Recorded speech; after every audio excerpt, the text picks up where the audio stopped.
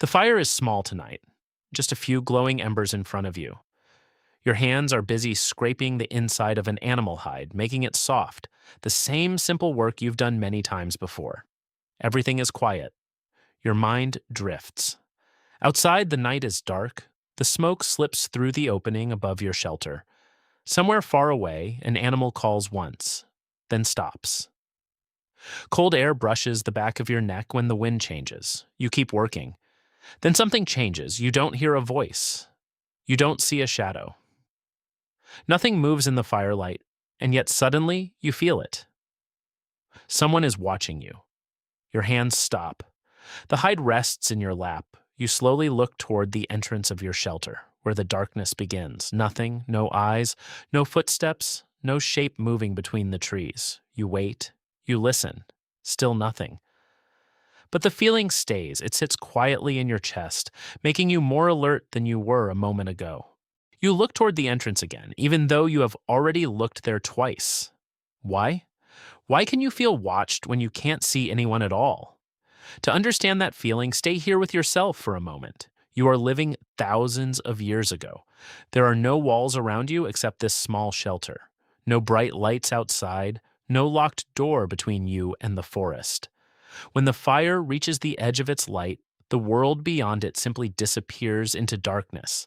And in a world like this, small changes matter. A sound that stops too suddenly, grass moving when there is no wind, a shadow that doesn't move quite like the branch above it.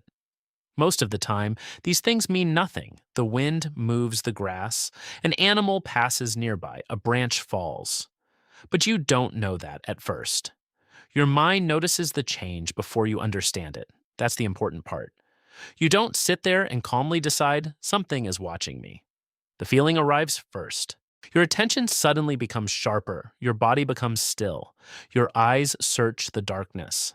Your ears start picking up sounds you were ignoring a moment ago. Only after that does your thinking mind begin to ask what is happening. This is useful in a place where danger can appear without warning. Imagine you hear something outside your shelter. You could ignore it and continue working. Maybe nothing is there. Most of the time, you would be right. But imagine that one night, something really is there. A predator moving slowly through the grass. A person from another group standing just beyond the firelight. An animal waiting for the right moment to come closer. If you wait until you are completely certain, you may notice the danger too late. So your mind has a different rule. It doesn't need proof before it makes you pay attention. It reacts to possibility. That means you will sometimes feel watched when nobody is watching you. You will sometimes turn toward a sound that was only the wind. You will sometimes stare into the darkness and find absolutely nothing. And that's okay. The system is not trying to be perfect. It's trying to keep you from missing the one moment that really matters. Your body doesn't wait for a full explanation. Your heart may beat a little faster. Your shoulders become tense. Your breathing changes. Your eyes search the dark. You haven't decided to be afraid. You are simply paying attention. For someone living in your world, that can be a very useful habit.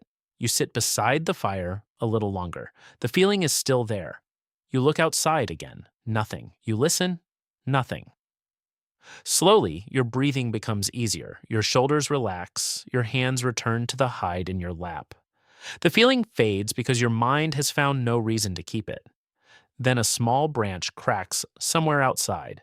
Your head turns immediately. You stop moving. You listen.